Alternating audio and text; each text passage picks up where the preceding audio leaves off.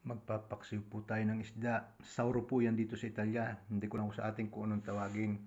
Yan po ingredients: luya, bawang, sibuyas, at sili, at sibuyas na sariwa, yung pong dahon.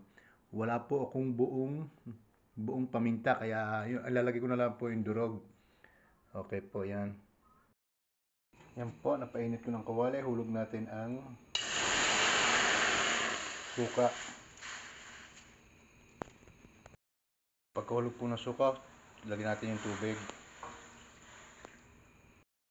Hulog naman natin ang sibuyas, bawang at luya. Wala po ako yung pamintang buo, kaya lalagay ko po diyan yung durog. Yan po, nilagay ko na yung durog. Wala po akong buo. Buo po nyo ilagay, pero pwede na rin po yan. Lagyan po natin ng asin, yan. Po natin ng isda.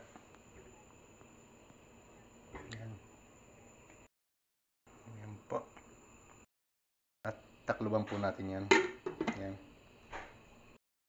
Hulog po natin yung sili at saka yung sibuyas na sariwa.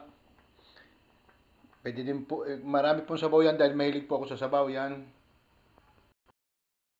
Holey, luto na po ang aking paksiw na isda. Yan po, umuusok-usok pa siya. Okay, thank you po for watching.